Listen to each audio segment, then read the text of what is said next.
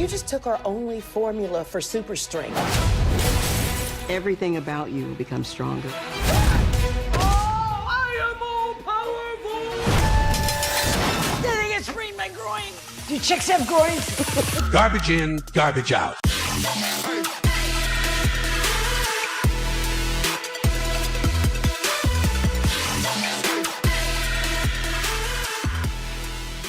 Hey everyone, welcome to Garbage In, Garbage Out. I'm your host Kelton, and joining me this week is my other co-host Grift. As always, how is it going, sir? It's going well over here. How's it going with you? Can't complain too much. I mean, we watched this movie, so I guess I have a little bit to complain about, but that's for a little bit later on in the episode. More importantly, though, we have a guest this week. It's Ruby from Twitter. How is it going? Hi, it's going good. It's going good being, over in from Twitter. It's great. That non-hellscape. Yeah, it's all totally fine and totally normal over here. It's great. It's a great platform for bullying your way onto podcasts. That's right. It is. It is. It's the best way. It is the only place where, probably not the only place, but harassment is a good thing and it gets you what you want. Obviously. The fact, though, that you took a photo of yourself with my dogs, saying that if I want them back to get you on the podcast, that was a bold move. Yeah, but I had to respect it. I had to take some time off work and do a little research and get some, travel tickets, but I made it work. Yeah, I mean, like Chad Burney all taught us that the more people you harass online, the better the primary results are going to be. Exactly. That's exactly why I have him hanging up above my computer. And it ends up definitely working out in the long run, right? Yeah, Doesn't it all end in like this embittered disappointment that furthers the black pill? Not at all. I was like moving or like last weekend, and I found in a box that Bernie that Bernie Rage Against the Machine poster, and it was sort of like semi crumpled, and it probably I was just like fuck it and threw it away. Oh wow! Oh man! Like the one that you got for like in the mail for donating any amount that they would send you, and like that they sent you like 4 months after the fact. Yeah. I have two equally sad mementos. I have on my car a sticker that says President Sanders. Ugh. And I still have it on there, and I refuse to take it off out of principle. And like a little while ago, me and my wife were swapping out, like pulling out old clothes that didn't fit our kids anymore. And we had a onesie for my daughter that has Bernie 2020 on it. And we were like, oh, look at how cute. Let's go. And now I'm just, it hurts. It's the same pain that I'm going to feel when she leaves the house at 18. Oh, it's going to be like 23. Come on now. In today's economy. Hey, okay, mate. Yeah, you're probably right. Yeah, I have a Bernie sticker on my car too, but it doesn't say President Bernie on it. Like that's just like driving your L's around town. Yeah, it was looking back, hindsight. And speaking of, I don't own this one, but I do remember it.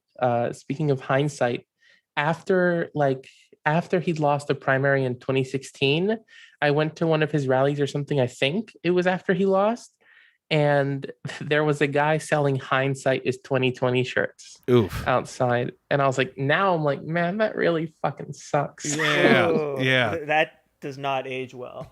No. Yeah. It's a lesson learned, though. It's better to age poorly than, I guess, to be forgotten completely. So friendship ended with electoralism, et cetera, et cetera. Yeah, honestly, I can't see myself standing another politician unless it's someone who's talking some straight up like, yo, when I get in office, I'm gonna send everyone $20,000 like immediately type shit. Yeah, man. Just like whatever. Like come on. As long as it's not some fucking goof like Andrew Yang. I can't stand that shit. Oh no, fucking fuck that guy. Something's off about that guy. He gave away his dog, and then he still sees it like it's a child support payment. What the fuck? And then like people with like blue caps and mentions will come in. Will be like he was just sharing a human moment. About his dog. It's like, no, you're on the campaign trail and you said that you gave away your dog. And apparently it was like someone, I don't know whether this is confirmed, but someone said on Twitter, I saw someone reply that it was a hypoallergenic breed of dog. So like, it didn't test well. to be an Asian guy with a dog. There were too many harassing comments. Oh no! Oh no!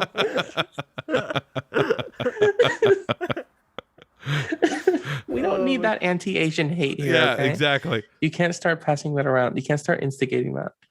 Yeah, didn't I people would get- like that. get that? In honor of anti-Asian hate, Gigo will be covering Mortal Kombat later on. Didn't people get those jokes out of their system when Obama was president? Not quite. You know, we gotta keep upping the ante just a little bit, Grift. Otherwise, you know, the neoliberalism will settle in, and then we'll have to, you know, fall into this world of bizarre superhero comedies, which doesn't seem like any fun whatsoever. Fucking great segue. That's awesome. Let's go. Thank you. Professionalism in broadcasting. That's what I try and do, you know? This week, we're talking about Thunder Force, the Octavia Spencer and Melissa McCarthy vehicle. Two women, two very talented actresses.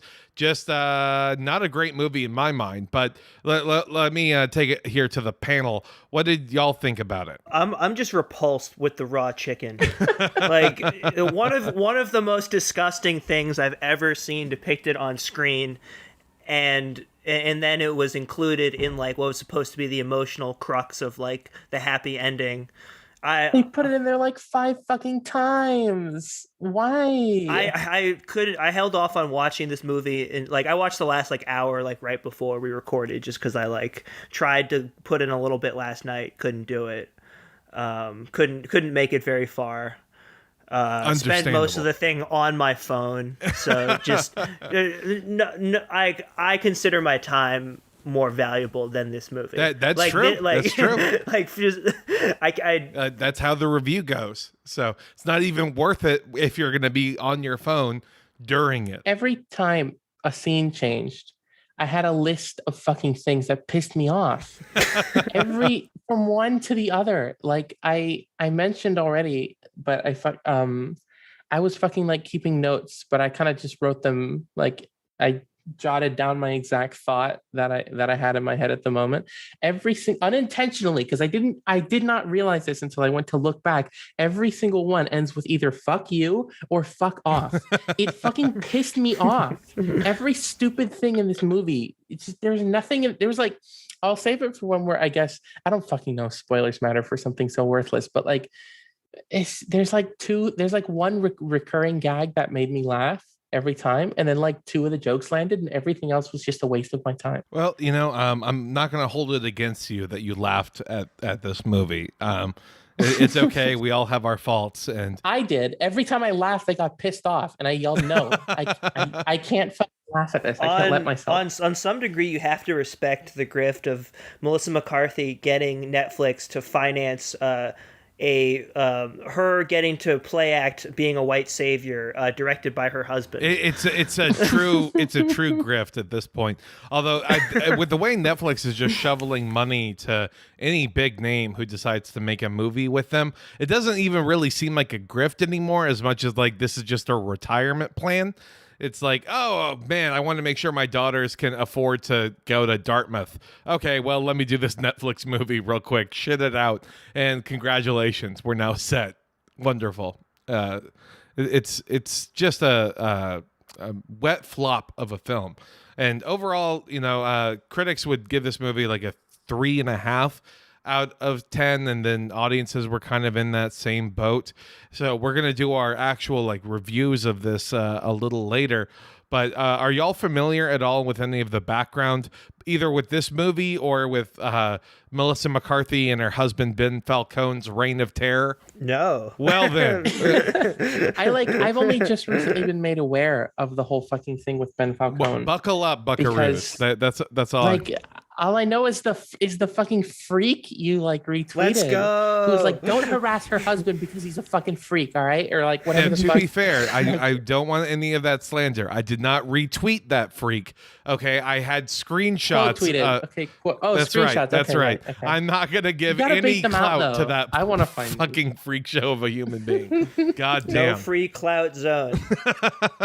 Yeah. So okay, let me tell y'all a little bit about what went down on the production side of things. In 2019, Netflix decided to go ahead and greenlight this movie. It's of course starring Melissa McCarthy, and it's mostly meant for her.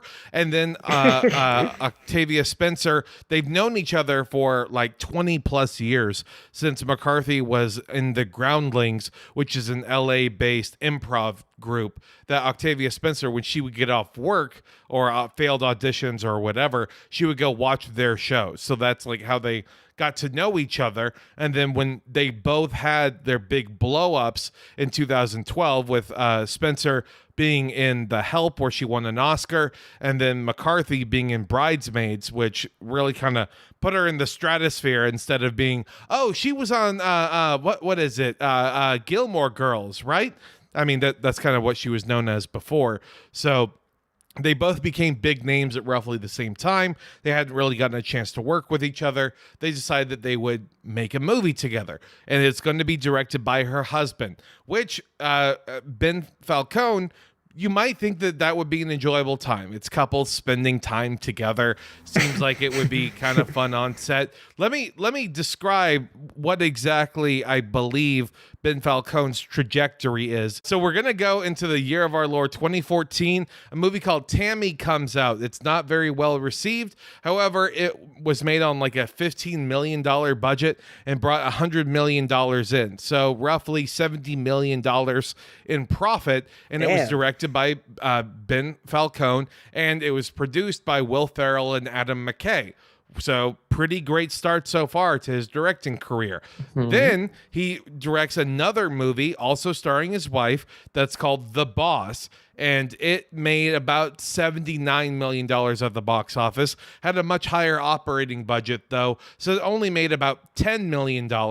It was again produced by Will Ferrell and Adam McKay. The reason I'm mentioning this is that the Gary Sanchez production company kind of has an established brand, has an established fan base. And so when they're willing to put in the effort and the word of mouth, that's going to put people in the seats to go ahead and actually want to watch this movie, right? Then we go into a movie called Life of the Party, in which it made $65 million, basically broke even with the production budget. And that is when Ben Falcone and Melissa McCarthy decide that they are going to really focus on being a solo production team. They're going to be a husband and wife duo ruling Hollywood with an iron fist, or at least that's going to be their goal. And so Falcone decides to be a producer, not a director, of the next movie called Happy Time Murders that made only $27 million at the box office, which, I mean, whatever, if it's a small budget, however, it wasn't. It was a basic loss to the studio of over $50 million. Yikes. So that kind of got him on the shit list real fast. And then there was a film called Super Intelligence that was going to be in theaters Christmas time, that then got moved to Thanksgiving, that then got moved to streaming only, at least domestically. And that movie only made about $4 million globally. And so, again, we're going 100 million, 79, 65, 27, 4, and then Thunder Force comes out, and it's only streaming. You can see the real trajectory. Are all these ratings here out of 10? Out of 10, So yeah. my man has not broken 4.6. That is right. That's right. Well, it's just I love Lost Unknown. It's just like we're not even gonna try to like quantify this accounting error that this film is on our media company's like balance sheet. It's insane because they jumped ship basically, because they were among like the Warner Bros. And Universal crowd of actual studios, and then as they've gained more production power and more directing power, they've lost more money, and now they're going to the world of streaming, which is just insane to me. And it shows that streaming is kind of a scam if you're trying to make legitimate money off of it from like a brass tacks point of view. And that it's not taken seriously yet. Like it's still not taken, despite the desperate attempts to put out like Oscar bait from streaming services, a lot of them still aren't taken seriously. It's still a just big running fucking joke that Netflix will just give you a check if you have a somewhat recognizable name and just give you whatever you want. That's so true. It like cheapens the mystique of it. Like, cause you know how like when you're like an album cover very much influences your like mental impression of like the album when you think of it. Like it's like the streaming service that something comes out on, or the media platform that is disseminated on, like theaters versus streaming, or if it's a show or whatever on what network, that influences like how it's perceived. And like Netflix has this I like whenever I hear like, oh, it's a Netflix original, it's like, okay, it's going to be either like a slickly produced but cheaply budgeted true crime show, or like or like a TV movie, basically. And it's like that used to be different, at least for me, right? Because when Netflix first started to push into originals and put a lot of focus on originals because they were losing everything to, you know, everybody starting their own fucking service, I remember a point where Netflix original was like, oh, this is going to be good. That's because they were using an algorithm. Like they put out like... They literally went, what is our most popular actor, according to the data we've gotten? Kevin Spacey. Who is our most popular director based on the data that we have? David Fincher. Fantastic. David Fincher will make a Kevin Spacey TV show. What can we do? Yeah, I guess that makes sense. Like another dimension to that was like a political thriller. Yes. Like a political thriller starring Kevin Spacey, directed by David Fincher, was like what their internal data showed. And like you were saying, it did hold more like when you heard something was coming out on Netflix in that era, they released fewer shows, and with higher quality. Yeah. But given the model that they've had to follow in terms of like just continuously pumping out content to keep up with people withdrawing their content from their service, like they've just had to, you know, like lower the bar so much and dilute the brand. And in that sense, big win for them. They got all of Sony's movies in the future recently. Congratulations, Sony. We're definitely not going to be selling all of our movies to Disney soon. That's right, Sony. Yeah, right? It's so embarrassing. They're the at least in the sense that like Sony, at least as far as I can tell, is the production, like the movie company, their movie arm or whatever. Even normies know what a shit show that is. Like people are aware that that they're just fucking everything up, that they have a ton of internal issues. Like a lot of people that I wouldn't expect to know that kind of thing or be in on the loop on that kind of thing are aware of that. And it's like, that's embarrassing. The only fucking person they got to stay was Sony, you know, because everybody else is just doing their own thing. It's like how normies knew that like MGM was a disaster for a while.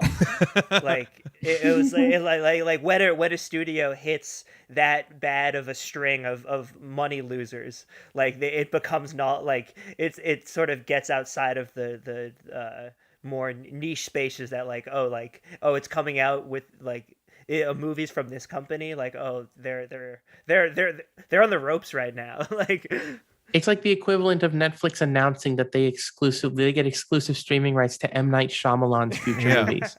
Like it's the same kind of grab, you know. It's like, look at how proud we are. We are the home of original shit and third party shit. Isn't that great? Like, I don't know. I wouldn't be announcing that, I guess. Well, I guess the Sony thing was because they're getting Spider-Man. Yeah. And like people Spider-Man like Spider-Man. and Venom 2 and that Morbius movie with Jared Leto. Literally all the watch them. All the announcements were just Sony or Netflix gets exclusive streaming rights to future Spider-Man movies and the other stuff. Yeah, it's not even like it's going to come out in theaters the same day that it hits Netflix. They're just talking about... No. It's just whenever it would have gotten to streaming, it'll go to Netflix. So roughly 6 months after it hits theaters.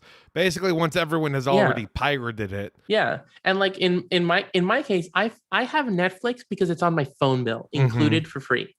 I would not have it otherwise. I absolutely would not have it. It's not worth it. I haven't wanted to get HBO Max because it's just so expensive.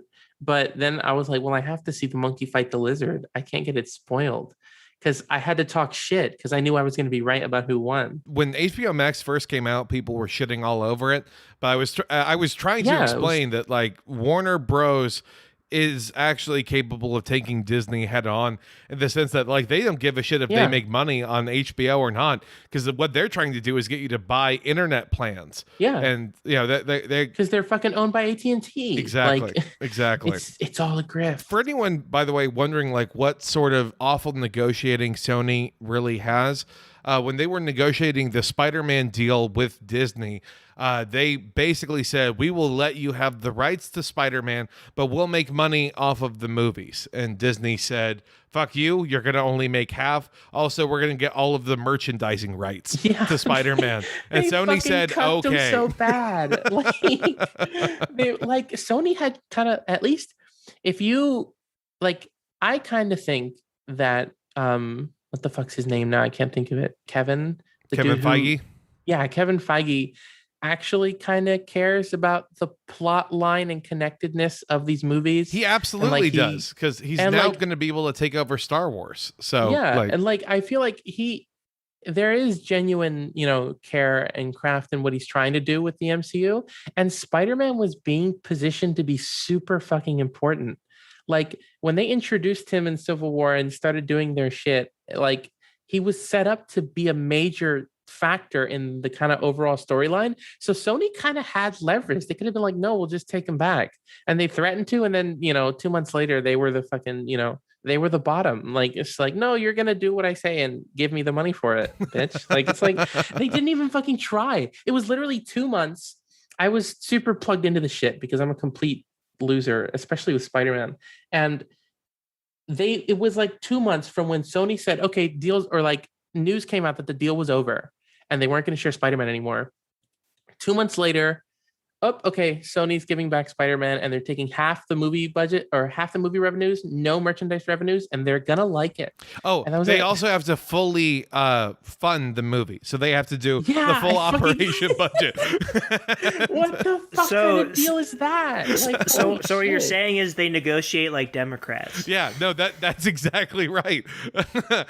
Disney really does kind of have that like bizarre neocon debate style where it's like, no, fuck you. Well, fine, I'll meet you halfway. No, you're going to meet me 3/4 of the way. Fine. Okay. No, you're going to meet me the full way. God damn it. Yeah. A real 3/5 compromise. No. See, you could only make that joke if we're talking about Miles Morales Spider-Man, not with Peter Parker. Come on now. No, right. Yeah, they get the whole pie on that one, I guess. Until, MCU puts Miles in because they've already name dropped him anyway. That's exactly right. And then it's going to be a real right. 3/5 compromise, except it's just, they're going to fucking end up just selling Spider-Man back. Like that's what they're going to end up doing. Yeah.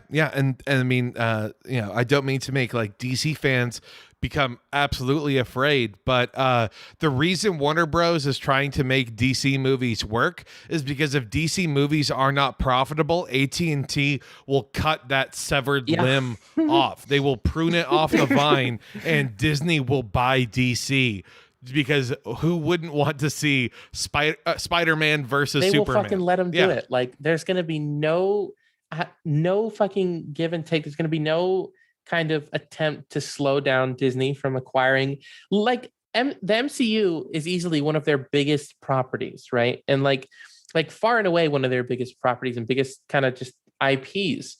And everybody will know, maybe you shouldn't also own the only real competition to Marvel as a brand.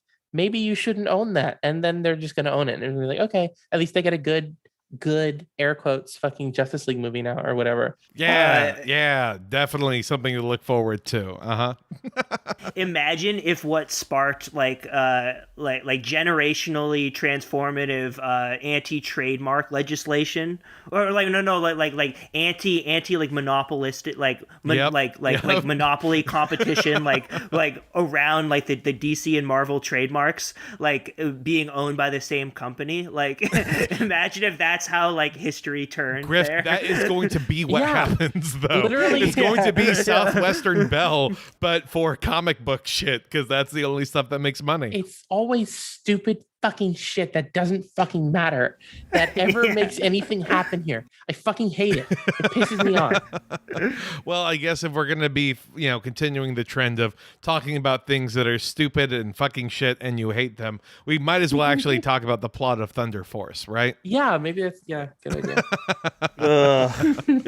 All right. Dreading every aspect. Listen. Yeah, obviously, we're going to be diving into some spoilers here. The movie isn't that good, nor is it necessarily that complicated. I've got plenty of shit to talk. Don't worry. Good. Because in the year of our Lord, 1983, a cosmic ray turned sociopaths and criminals all over the world into lethal villains wielding deadly superhero-like powers. I will immediately stop you. I immediately thought it was really fucking weird that they specified people with a genetic disposition to be sociopaths. That's right. Yeah. What the fuck is that? So this is 1993 there's crime bill of- type shit. There's a lot of race science in this movie. Like it was an immediate red flag. I was like, oh, okay, all right. I guess that's you could literally come up with fucking anything else to explain why only bad people get superpowers, not to fucking mention that half the time bad people is poor people.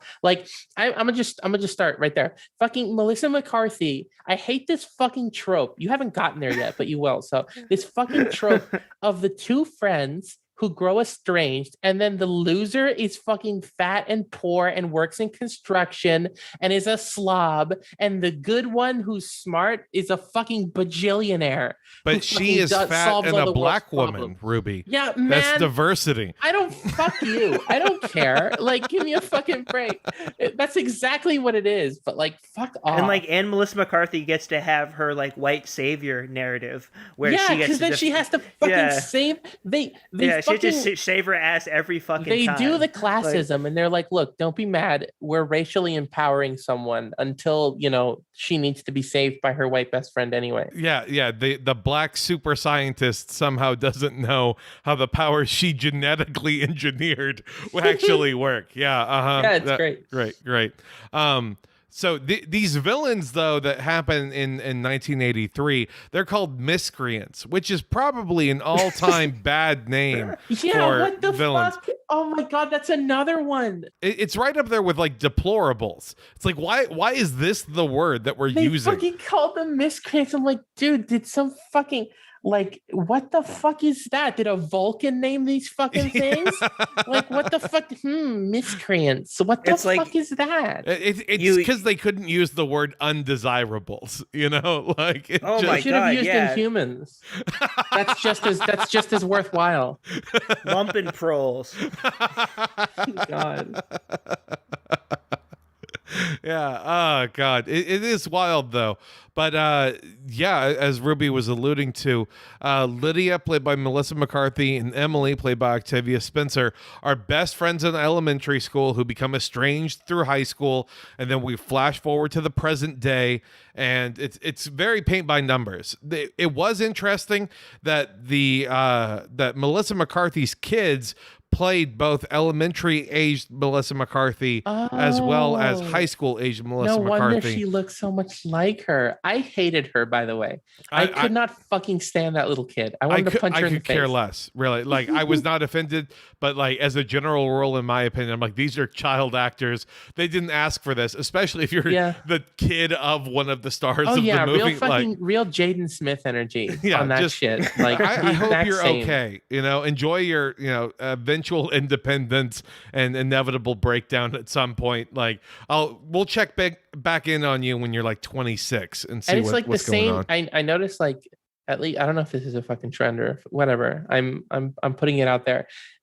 Famous actors who push their kids into acting, they all have the same kind of terrible dialogue delivery. Like, every time Melissa McCarthy's kids spoke, I thought of like Jaden Smith in After Earth or something like that. Like, it's like they're so, I know she's just a kid or whatever, but like, and also it kind of carried over into the adults too. All the dialogue delivery was fucking terrible. Sure. I mean, again, like this movie is bad across the board. I'm not gonna go. It's the kids who set the mode in the wrong way. I would have been salvageable if not for those little bitches. I just really didn't like her. Okay, it's annoying. I get it. So in the present day in Chicago, because they're never gonna let us fucking forget that it's Chicago. Da Bears, da Bulls, Super Bowl Shuffle references. God damn. God. It's so bad. But anyway, Lydia works as a forklift operator. Emily has become like top geneticist, scientist, something like that. Yeah, geneticist, because that's what her parents CEO were. of her own company, which, you know. She got a PhD in race science, let's be real. I did, though, want to specifically talk to and ask Grift about this, as well as you, Ruby, because I feel like this movie is propaganda in its own way of making you believe that an orphaned young black woman could rise and become the founder, CEO, main operator of a $1 trillion company. Yeah, fuck off. In That's one not happening. generation. No, you're not starting 23andMe. Like when you come from those circumstances. Like I'm sorry, that is not the lived experience of. The only thing that makes sense is if like reparations also occurred some point between high school and the present day in this universe. Are you kidding me? With the fucking miscreants running around, poor neighborhoods are going to be torn to shit way worse. A bunch of fucking sociopaths with superpowers are going to tear those fucking places to shreds, and then the government won't care. Like, it's even less likely that she's fucking doing this in this universe. It's also like in terms of weird how the timeline works. Later on, there's a needle drop of "Kiss from a Rose," which is just, I mean, we'll get into it later, but that was a movie from Batman, like one of the Batman sequels, which means that Batman exists in this world. But if the Miscreants came out in 1983, Batman 89 is the first one, meaning Miscreants have been around and superpowered villains for 6 years, and someone was like, no, we still need to make a Batman movie so we can get Kiss from a Rose going on. Like, what the fuck? Are we asking superhero canon to make sense? Yes, that's. I just want like the bare minimum here, but you know, as with many other things, I'm going to be disappointed by this movie. So, well, yeah, it's like a lot of things in this movie would make me angrier if it was like a property I cared about. But like, you know, it's like, I don't give a fuck if Melissa McCarthy's fucking superhero movie is consistent, I guess.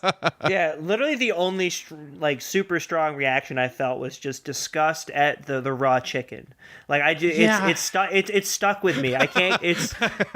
Oh my god. Like can't let it go. Never let it go. Oh my god. Just do you think they actually ate it? Like, was that a thing? No, it was pears. It was pears with food coloring. That's what they do.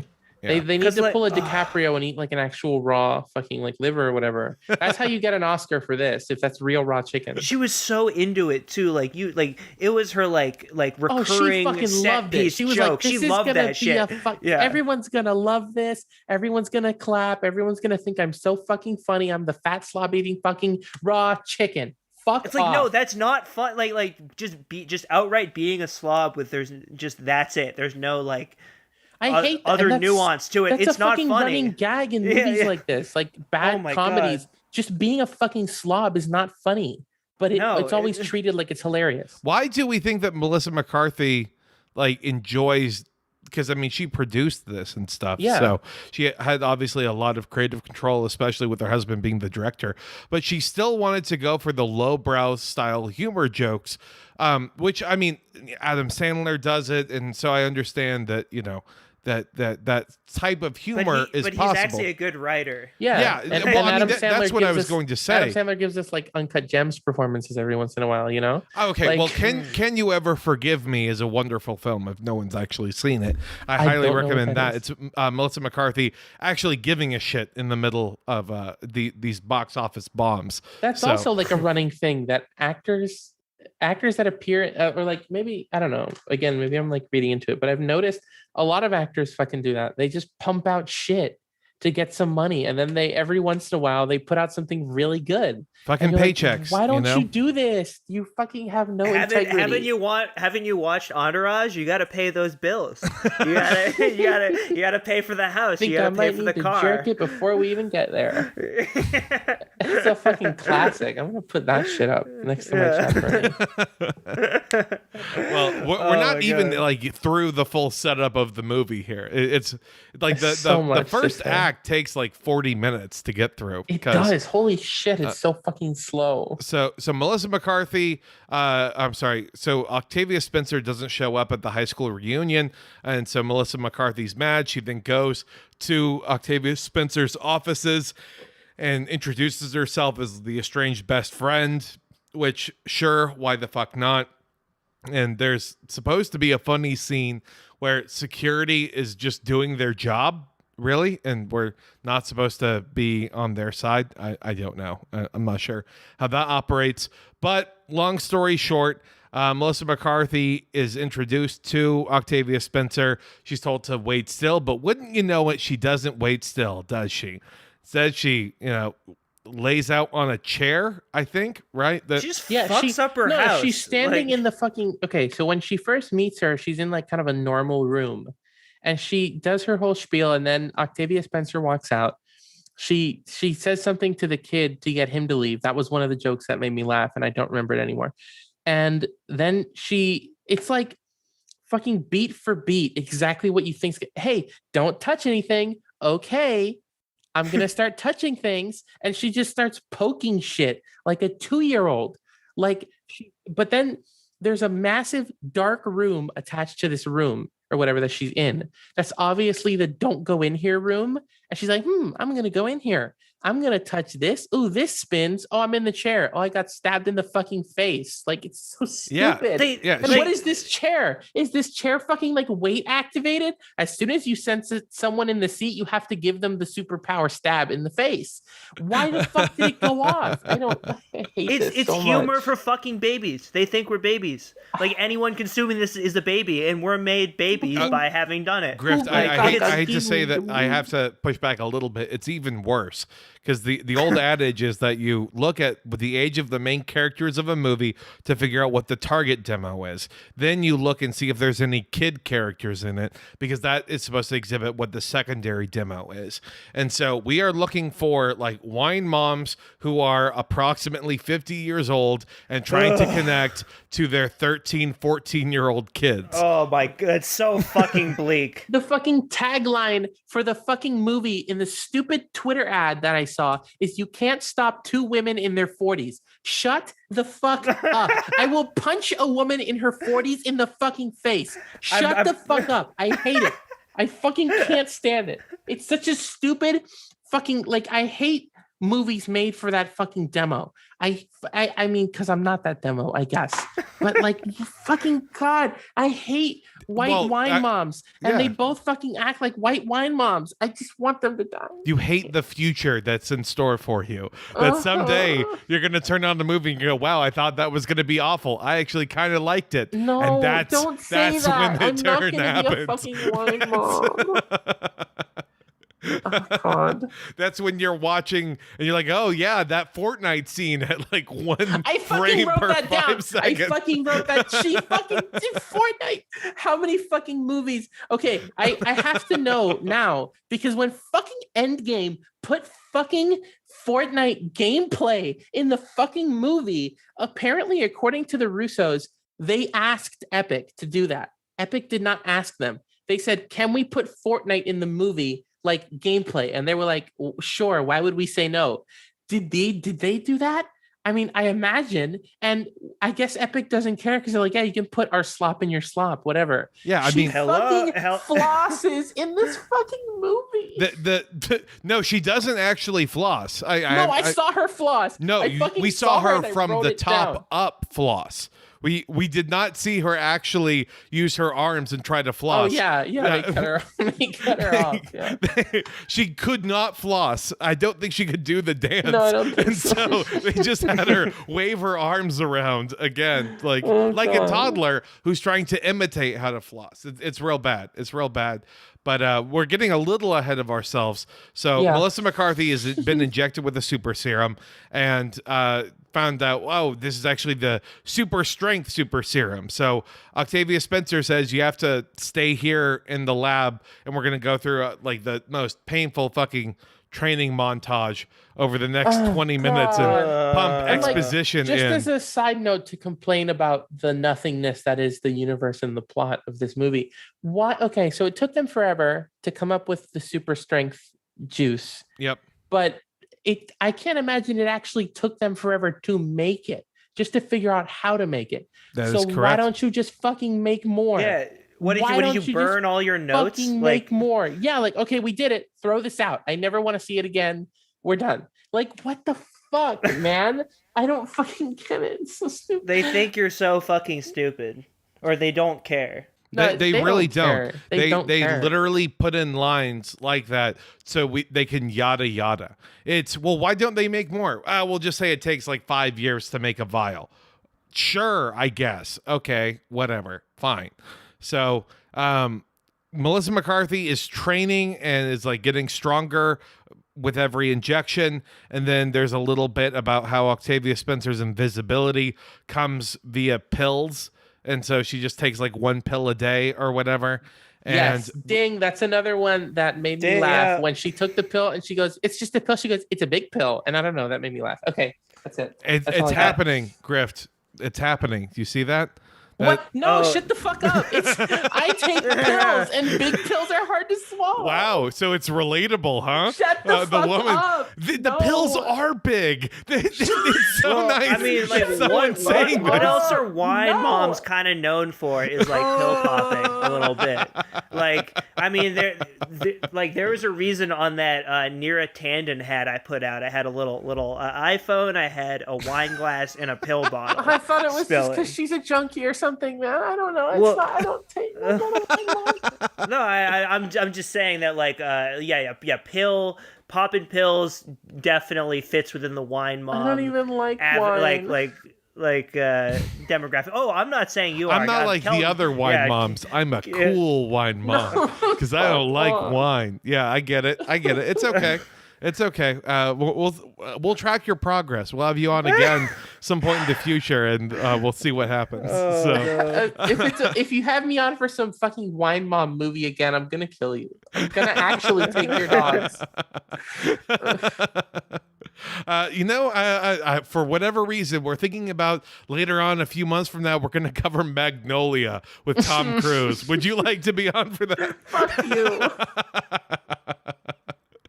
Well, as painful as that idea might be, it still wasn't as painful to me as that excruciating scene where Melissa McCarthy is trying to make a reference to a Jodie Foster movie called Nell. Is she? No, because she starts with Steve Urkel. That's right. And that's what I wrote down. That fucking God. What the fuck was that? For so long. That was my Steve wife Urkel. is so funny. She's doing improv right now. Let me put all of that into the movie. That was what the fuck was that scene? It's awful. Is what it is. How do you write that, produce that, release that, quality check it, focus group check it, whatever the fuck? Nope. Those last two steps definitely didn't happen. Didn't happen. Yeah, I mean these things are kind of like, I guess they're focus grouped in like concept, but then like the actual footage is just like, okay, fuck it. Yeah, I know, Griff, that we've talked about it kind of several times, but like, the actual result of the movie coming out doesn't mean anything to Netflix. It is just the hype around the movie coming out. Was there even any fucking hype for this movie? Did anybody care? I didn't know it existed until literally for just like the Melissa McCarthy audience. And for that four-quadrant I guess that makes sense. Yeah. Like, again, we're not in that base, so it doesn't really make a lot of difference to us. But you absolutely know every fucking church group that holds a sleepover is like, hey, yeah, Thunder Force, that's cool. Like, every single 7th grade after school class is like, well, this movie will work because it's non-offensive to anyone. Like no one's gonna get mad at this movie. Oh, God. Yeah, and it's woke because it has a strong black woman in a leading role, even though she just gets to play like Melissa McCarthy's like token friend who she saves every time. Yeah, even though she is inferior in every like objective way, I guess, because like sort of professional achievement aside, like she just like acts like a total ass the whole movie. yeah, she's a Slobbing brilliant and, scientist woman. Yeah. But then the second she enters Melissa McCarthy's orbit, she just becomes lesser Melissa McCarthy. Yeah, seriously. She's literally just a fucking carbon copy of her. Just the same person again, but it's kind of boring and has I can no have fun too. Yeah. Fuck yourself. God. Jesus. Okay, well, we should focus on the B plot or the villain side of things as things are developing in this movie, because the mayoral race is heating up. One of the candidates is called the King. It's Bobby Cannavale.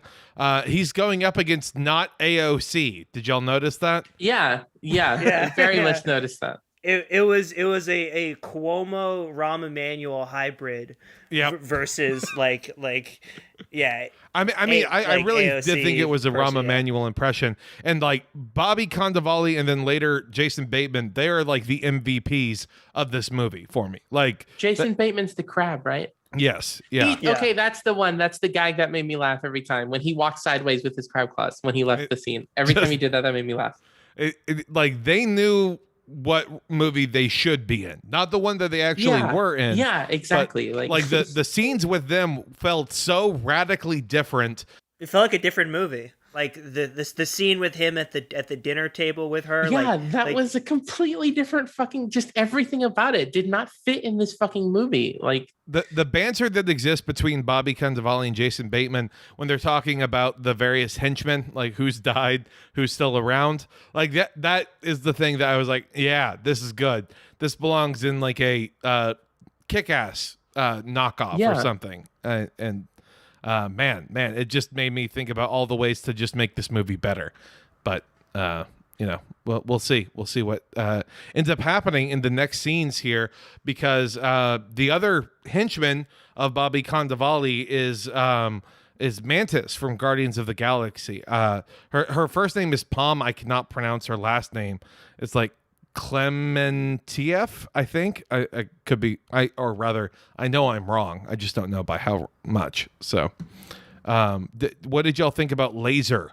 God, Laser. Are you fucking kidding me, man? Like, maybe if part of the joke was, like, if I could say confidently that the joke with these names is that they're deliberately boring and bland, but that I can't say that. Like, I feel like nobody did that on purpose. No. They were given these names because they just shout out these names. Like, I like her as Mantis a lot. She's a really fun character, and I think she fits the dynamic of the Guardians really well. Mm-hmm. But this, like, you would think maybe they would play to her strengths in that character somewhat, because it's not that like they have any integrity to avoid just ripping off Mantis anyway. But like, she was just more nothingness in this movie. She was just another. Now, you say nothing. that they're not going to use her to rip anyone off. She has the exact powers of Scarlet Witch from the Avengers. No, I'm movies. saying that they don't. It's not like they don't have the integrity to not rip anyone off with her. Got it. I was about to say, come on. It's magic hand movement and other thing go boom. Come on. Yeah. Like, they again, Crabman was the most original idea in this movie that they had. I mean, I felt I got bit on the nutsack was a bit, much. He could have just been bitten by the crab. That, like, I don't know. I guess like that kind of fucking shit humor is so lazy to me. Like, haha. It's funny because it bit him on the nuts. Okay. Isn't that fucking funny? Ruby, Sorry, we're talking about lazy humor here. Yeah, true. That the purple Lamborghini, and man, struggling to get in and out. Wow. when you first told me like this was the movie that was going to be covered, I saw an ad for it like that same day, and it had them trying to get out of the Lamborghini. And I'm like, oh my God, I know what this is. Like, I knew when I saw that in the trailer, I knew exactly what the rest of the movie was going to be. Mm-hmm.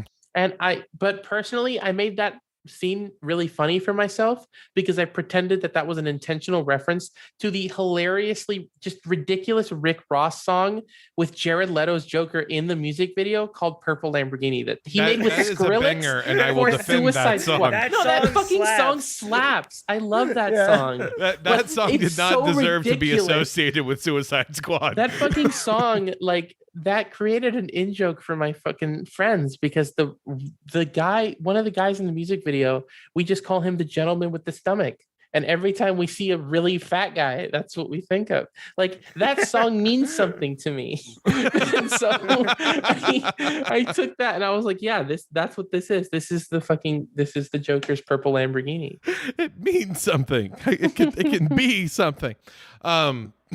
Good Lord. So, yeah, I mean, they try to get out of a Lamborghini, but wouldn't you know it, they're too fat to get out of, even though there's obviously enough room. Like, Lamborghinis are famous for their doors, which allow so much room to get in and out of. Yeah. But, you know, just whatever. No, yeah, fine. It's leather, squeaking outfits. The outfits smell. Ha ha ha. And the smelly outfits. Shut the fuck up. Why? Why can't you wash it? They nowhere in the fucking movie do they tell you that like the suits have some kind of tech or power that means they can't go through a washing machine. Make another one, you stupid fuck. Stop fucking wearing this. God, I hate it. She's just obsessed with gross out humor. Yeah, like it's in a bizarre way. Like it's almost fetishistic in like the way she's fixated on hitting every element of like gross out humor. Like you're eating gross shit, you're smelling gross shit, like you're just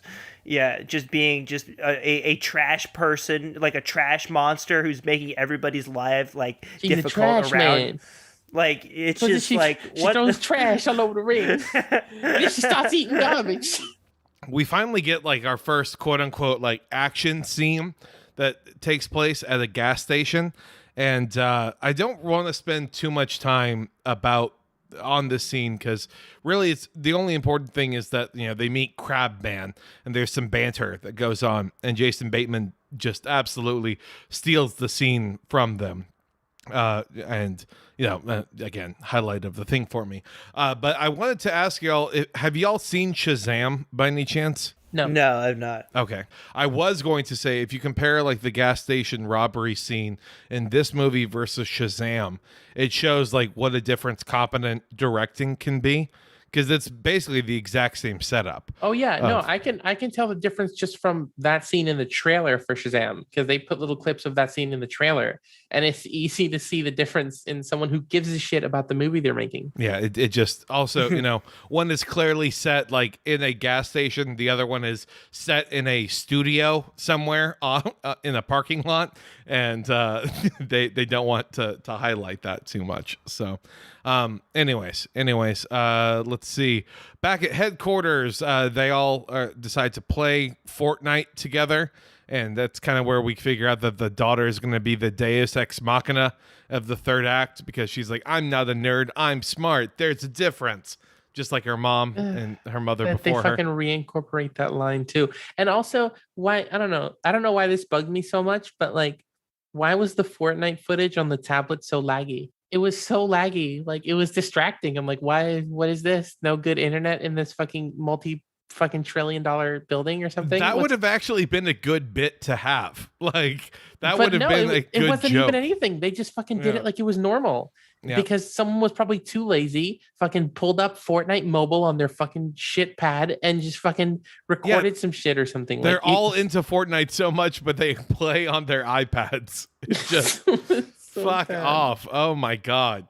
It really is just like what a 35-year-old mom thinks that, you know, their kids are doing. I just hope on those they put iPads. Melissa McCarthy and Octavia Spencer's characters in Fortnite. I want to see that. Yeah, let's do it. Absolutely.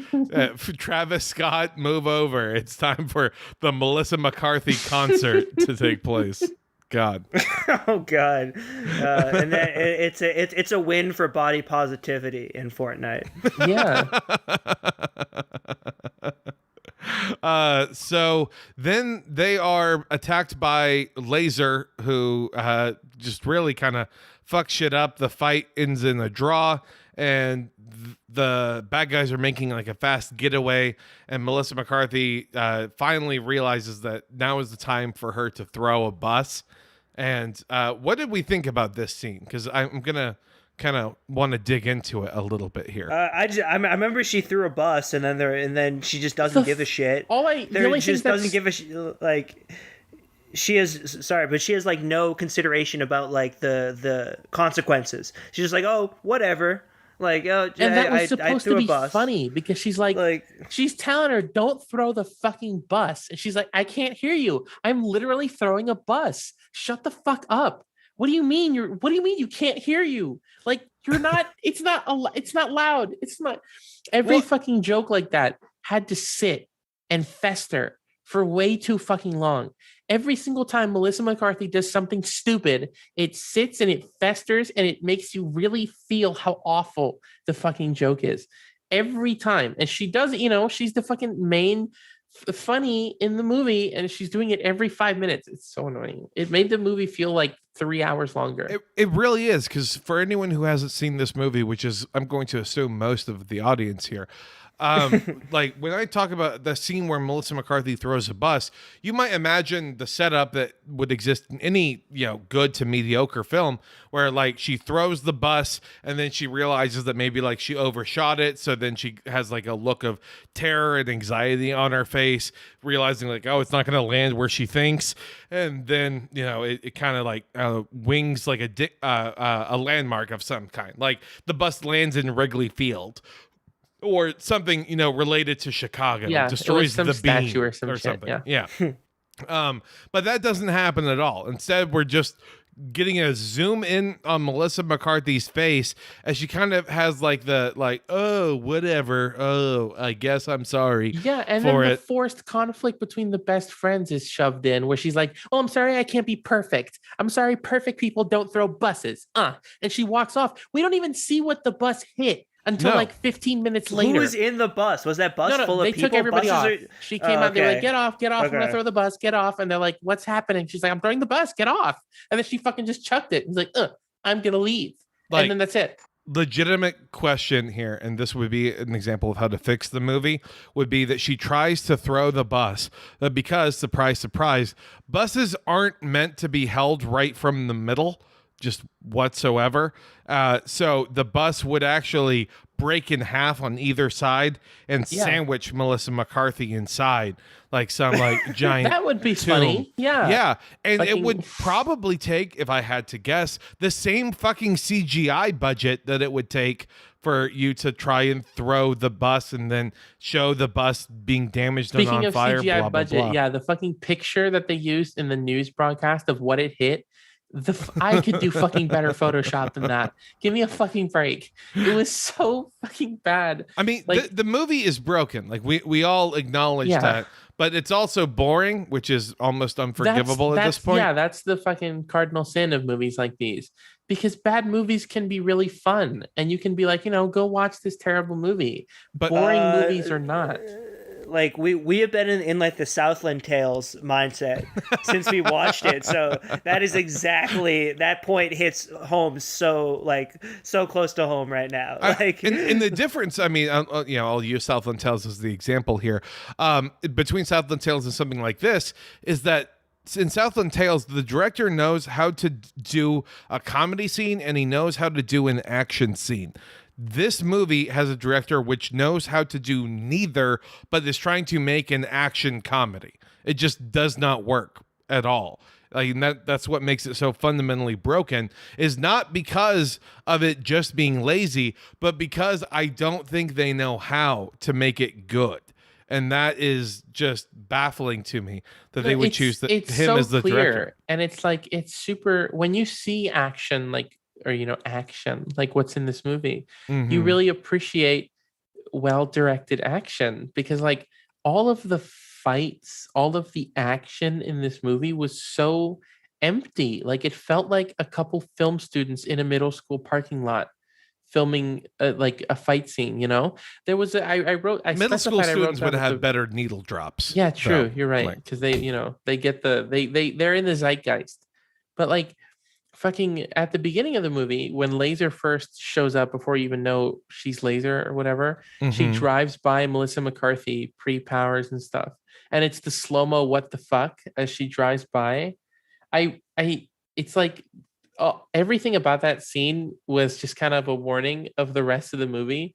It lingered on the joke way too long. Like, you could tell Melissa McCarthy didn't actually say fuck when they were filming. She sat on the holding of the F, because the shot sat on her holding F for way too long. And then the CGI of the laser was absolutely terrible. And it was like everything about that scene just kind of set up the rest of it. It's all so empty. And so, like, yeah, it's not funny. It's also not fun to watch them fight. Nothing about it landed except for the crap. The example I think I want to give for just how recycled everything feels is the actual needle drop of Kiss from a Rose. Because, like, that is a needle drop that got used in the 2015 movie Vacation. But before that, that was used as a needle drop in an episode of It's Always Sunny in 2008. That has been around as a joke for, at this point now, 13 years. Like, you got to do a little better than that. Yeah, that too. This whole movie feels instantly dated. Like, it's just, everything about it is dated too. It feels like it's for old women. It feels it's made for wine moms. Remember that song that was popular and it was ironic when you were in college, before you met your husband and you decided to not go to grad school, but instead have a couple kids? Yeah, all right. That song. Good times. Take another Xanax. This is a movie to drink wine and pop a few perks with your daughter. Yeah. Maybe see if that 19-year-old pool boy is, down to come over the weekend at some point. We can ask if any of Matt Gaetz' friends are down to come. It's nice to see that this is a movie Matt Gaetz and his girlfriend can watch at the same time. I mean, considering that him and his House Republican colleagues in Florida played a Harry Potter themed sex game. Fuck yeah, dude! That's where so Florida. They would get points for different hooking up with different women, and there was one in particular who was apparently the golden snitch. Yeah, because if you bagged her, you won the game. Really missed opportunity to not call it the golden snatch, by the way. But whatever. Those guys aren't even that. Yeah, they don't. They're not clever. They're fucking. Yeah. It's just how you're posturing to be these alpha frat bros. You're playing a game based on Harry Potter. What the fuck? Harry Potter, dude. What? Yeah, that's dude. It's fucking Harry Potter. What the hell is wrong with you? It's a sickness. Yeah, bro. Let's go take the fucking Sorting Hat quiz. Come on, bro. Let's do it, bro. I bet you're not a fucking Gryffindor, bro. I am a Gryffindor, bro. Come on, let's fucking do it. Put it up. They fucking sit there in their fucking varsity jackets doing the fucking Pottermore quiz, and then when they're not the house they want, they need to go toss their varsity jackets and get the right color, and they all make fun of and haze the Hufflepuff kid. Holy shit! Why am I a fan of Harry Potter? I fucking God. Doing a drinking game based on the Sporkle quiz to see as many, if you can list as many characters as possible. See, that's a much better conversation than actually choosing to continue this movie. But unfortunately, we have to. If we had to watch it, you all have to listen to us talk about it. That's right. That's the rule. you noble few, you band of brothers. So Lydia, Melissa McCarthy, she flirts with Crabman off and on. That's when we get to the best scene in the movie, and that's the dinner scene, which at least that's what I think. That I'm not saying it's good. I'm just saying it's the best part of it. For sure. Jason Bateman again steals the show by being able to play everything completely straight, including trying to pick up a martini with his fucking crab hands. Just good use of comedy there. It's not highbrow, but you're like, this is a good idea. Why not? Something competent. What got me was the fucking seafood when the guy was recommending crab. See, that's actually when I was like, oh, okay. All right. This scene's a little too long at this point. Great. Okay. But yeah, so they're able to then figure out that, as it would turn out, the bad guy is going to blow up a building that's full of his opponent's supporters because he's mad that he ended up losing the mayoral election. He saw Inglorious Bastards. That's what he's doing. I was watching a good movie and I got this plot idea. So I was immersing myself in the toxic bro movie canon. And this I feel like concept such just came to shit me. because people keep posting that joke, and I like all of those movies. Those are like all my top movies. It's the toxic frat bro fucking movie canon. Embarrassing. it's okay, Ruby. You just accept what you will become. Again, it's okay. It's okay to like good movies. Like No, I know. I'm not like I don't fucking feel bad. It's just it's funny because it's like it'll come up, and I'm like, oh. Oh, we're That's not me. supposed to like. Oh man, What do I Oh. like? Tell me what to like, please. I just want some clout. I can't not like what everyone likes. I'm telling you, get on the ground floor. Invest now in Southland Tales. Now is the Yes. time. Mold your personality around that movie. You'll be okay. yeah, because Gigo, we're gonna ride Southland Tales all the way to the top. Yeah, and Like, by that I mean probably a respectable small cult following. I'll Gonna take be it. DMing The Rock the picture of him in that movie every day until he runs for president. I mean, you did get a big retweet from the pod account today. Yeah, for that. yeah. Thank you. It's nice to know that Will Menneker has acknowledged us at this point in time. Doesn't even know what we are, but I'd like to credit Grift and his connections for allowing us to pop up on his feed. So it was a good time. Good time. Do y'all remember how this movie ends? Because they all kind of just fight each other. I hate to make it sound that lamely, but It actually ends like super abruptly. Like, so they have the fucking fight, which is super, like, you can see ahead of time that it's revealed that someone betrayed them. The like it's woman who's, Melissa like, Leo, I think. I right? don't know. Just The CIA woman the who- straight woman, Yeah. not like sexually straight, maybe, probably, but the straight man character. Oh, come on. We all know she was like definitely coded as lesbian. Like she is like the stern no, yeah, lesbian. you're right. Yeah, no, mother. you're totally right. Yeah. She fucking she like trains them and tries to keep them on track or whatever, because like you said, anytime Octavia Spencer's around Melissa McCarthy, she reverts to Melissa McCarthy brain. Yep. And so this character is like there to like guide them along, and she immediately betrays them. And they don't even like, in most movies where someone betrays you, you kind of learn why, and that's like part of the reveal is why they betrayed you. But Not here. when they find out she did, the daughter, the Octavia Spencer's daughter, I think is the one who says it. She's like, yeah, she ratted on us. He probably paid her. And then they just keep going. And it's like, you don't even have the fucking time to deign me with an explanation. Well, why don't you know, daughter? Oh, it's because I brained her in the back of the head. Yeah, Left she her. just fucking, she killed that bitch. She fucking Trotsky'd that bitch. Holy shit. There's blood on my hands, mother, and I have developed super speed now. Yeah, because, also she doesn't need, was she taking the treatments in secret, or did she just only need to take one really big pill to get super speed? Who cares? It doesn't fucking matter. Now the daughter shows up with super speed, and they like resolve it with a very, very bland fake out death with Melissa McCarthy taking the bomb because they can't defuse it. Mhm. And the daughter can't run away with it because it might be too unstable, ? And so she jumps into a convenient like lake or some shit outside the building and blows up. And then 5 minutes later she climbs out. She's fine. Haha, we're great. She flosses again. She fucking flosses again. And then what the fuck happens? Like the camera pans up and the movie ends. Like there's not even before any she throws resolution, up no? all over not AOC Right, shoes. she throws up. Yeah, that's right. That's it. I mean, like, to give people an idea, the third act starts with basically 20 minutes left, and then it's over with about 13 minutes left. Like, it's not.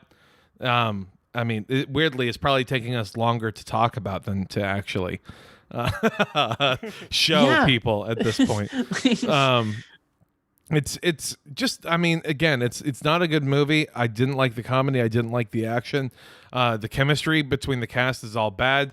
I really kind of wanted to just see the movie that could exist if this was like a tight 90 minutes and it was about just super villains who have powers, and then they're kind of running the city, and then they're running into two superheroes that come into the scene.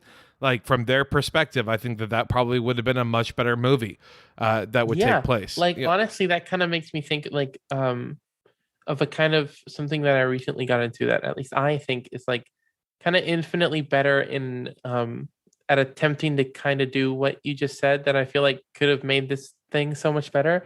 I started watching, because I have HBO Max now, so I might as well. I started watching the Harley Quinn show, the animated one. Man. That show fucking rocks. That show's fucking awesome. It is an amazing deconstruction of so many comic book tropes. It is so good. And it's like, that's the kind of thing you want out of a comic book superhero thing that's not Marvel or DC. Mm-hmm. That's what you want out of something that's not one of the big names, is something that deconstructs the tropes of the genre.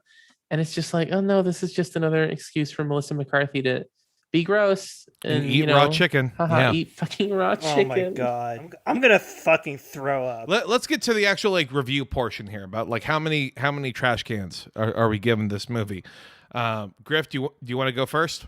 I'd say like 3.5. You know, like it didn't quite warrant the full 4. You know, like it was like you know, it wasn't completely like inoffensive. Like, you could have it on in the background, but also just like entirely forgettable, entirely unoriginal, just really giving us nothing besides just really gross out humor that had no real point to it. Didn't really have anything to say. I mean, the one concept that could be interesting is like political candidates with their own like superhero armies. Yep. I feel like that concept, like in the sort of, you know, like we're in this sort of long, slow decline. There's gonna be a lot of breakdown in our political system. There's probably going to be more trend towards like local warlords, local, like, you know, like people wielding a lot of power if shit gets worse. And you know, that's a sort of psychic manifestation of that to some degree. Yeah, like, I have a feeling though that like what you're spitballing here probably will exist within the next 5 years. House of Cards, but a comedy, but everyone has superpowers at least. Yeah, something like that. So like that's that was the only thing that was sort of like, you know, tickled my interest in an idea to be expanded upon. Sure. So I'll give it half a garbage can for that. Or I'll subtract 1/2 garbage can from the full 4 that it probably should deserve. Got it. And then Ruby? Being a real gigolo, as I like to call myself. Gigolo, Jesus. Oh no! That's the name. That's the name now for him. Oh no, God! God damn it! I went into the movie planning to rate it with garbage cans, and I kind of had that mentality going into it. And like, it's like everything about this movie that's good just makes me think of a different movie, or think of ways this movie could, like, nothing about this movie is worthwhile to me, you know? Mm-hmm. And it's like, if it's out of 4, right, I'm totally willing to give it the full 4, because it's like, yeah, it's inoffensive. It's kind of, that's the thing though. For me, a movie that is nothing is not worth anything. There's nothing redeeming about it. Mm-hmm. I like the crap. I liked his little clacky claws. I liked Jason Bateman in the movie, and I liked 1 or 2 of the jokes made me laugh, and then I forgot them. But like, whereas you could argue that kind of saves it from the worst possible rating. The fact that I literally can't remember the jokes, the only ones I can remember are a visual gag. It's pure nothingness. This movie, as soon as we're done recording, this movie's out of my brain. It doesn't exist anymore. This movie's not real. I'm a Thunder Force truther. It fucking might as well become one. Like, it doesn't fucking exist. It is just it's empty. It's an empty vehicle for her to pursue her fucking chicken fetish, and that's it. Like, it's an easy 4 garbage cans for me. Like, it's nothing. It's not worth half a garbage can, because it's nothing about it. If it was a bad movie, I wouldn't give it 4 garbage cans because like if it was bad enough to be entertaining, I'd still be entertained. But I wasn't. I was just pissed off. Sure. I mean, I personally gave this movie 3 garbage cans, but you know, my rubric is that they got a cowardly 3 because they didn't even try and swing big. Like, you know, as I've mentioned before, a film like Southland Tales, I'll give it like 4 out of 4 garbage cans because it is like a trash movie. But by God, it had big swings, so I actually like it. This is like 3 garbage cans, nothing redeemable about it. It's just generic, bland, 4-quadrant soy. I mean, it's like raw chicken soy, basically, I guess, is what it is to me. Just 3 big old garbage cans full of that, in my opinion. Yeah, it's not great. It's not great. So the last question here, it's a segment that I'm still workshopping a little bit before we get to plugs. The question is, was the runtime worth it? Because in my opinion, no, it was not. 106 minutes long, easily could have been 90 minutes, maybe even like 85 minutes. What did y'all think about this? This movie should have been 0 minutes. I'm gonna be real. 106 minutes on this thing, unconscionable. No, like I feel like, you know, I'm not gonna. It doesn't deserve the time it would take me to do the math, but like cutting out every joke that lingered, cutting 5 or 10 seconds off of each one would shave half an hour off this fucking movie. Yeah, easy. And I think they know it, unfortunately. Yeah, and so. like it's like what is this fucking YouTube? You got to hit your 10 minutes for it to make some more money or some shit. Like, what the fuck is this? Why so much of it is like, what is it? Is it incompetence? Because I like on a more serious note, I don't think that's how that would work. That a longer runtime on Netflix would mean more revenue. So that aside, well, what is it? Are you just fucking stupid? Are you just like, I cut it here. Okay, then cut it here, and then we're done. Like, what the fuck is going on? It's like terminal mediocrity. Like, yeah, like seriously, it's a movie in a vegetative state. Yep. It is. That's it. Fucking nothing. Good times. Good summation of this movie. I'm glad that we all definitely enjoyed it and didn't at all regret doing this. That's the important thing. Oh no, I don't regret it at all because it fucking got me on here. If there was an actual good movie, you wouldn't have a dead week to put me on. So I'm all for it. Are you kidding me? We like, given your Marvel knowledge, we gotta have you on for the Falcon and Winter Soldier episode. Yeah. Oh no, for sure. I see. Well, that makes a lot of sense. But in the in-between time, where can people find you, Ruby? What do you got to plug? I'm from Twitter. That's how I was introduced. That's how I'll extraduce myself. Because like I have ideas for stuff I want to do, but none of it's going yet, and probably won't for a little bit. So you can just find me at Pussy Jihad on Twitter. I am so fucking proud of that act because I got allegedly suspended again from my pussy crusade, and I was like, well, that was so good. Obviously I take the next step, inshallah. That's such a good handle. Like, how is that not taken already? No, I nabbed a good one for sure. Yeah, it's very, very memorable. Grift, what about you? What have you got going on in your world? I put out a shirt, a sweatshop shirt yesterday. Yes, in the font, in like the Live Laugh Love font. It just sort of making fun of that Cato Institute ridiculous id poll shit. It's just funny that like even the most like right-wing libertarian think tank knows that dropping a narrative about how sweatshops are empowering to women is a good engagement grift. Like you gotta respect it. It doesn't feel real. That fucking tweet doesn't feel real. I saw everybody like my rundown with Twitter. The way Twitter always works for me is I see everyone's jokes about it, and then I see the fucking thing they're joking about, and it's usually grift. I see like your 10 tweets about it that at various stages of workshopping, and I'm like, whoa, what stupid shit happened today? Oh, okay, some fucking idiot said sweatshops are fucking girl boss. I'm so mad that we can't get the girl boss Dorner. Like, that's so close. Oh yeah, I need to like, cause I put the pink shirts out there, and then I went to the page and it said it was unavailable, and then I'm like, fuck, that must mean they're sold out. it's bullshit because you can't tell before you add the colors whether they're sold out or not. I gotta take it up with my supplier, but I gotta figure out how to, as soon as the pink comes back into stock, I gotta put those out because it's too good. Like there's a lot, there's so many merchandising opportunities this summer. The Grift shop, the presses are rolling. We're gonna have a lot of fun this year. It's a Grift shop summer. Let's go. Yeah. Like you don't want to participate in White Boy Summer, Grift shop summer. You don't want the baggage of the abuser. You can get the baggage of the grifter. You can get the man who works. No, you can secure the baggage. There you go. There you go. Yeah. Yeah. I like it. The guy who's been canceled by basically every section of Twitter at one point or the other, but is still here to live to tell the tale.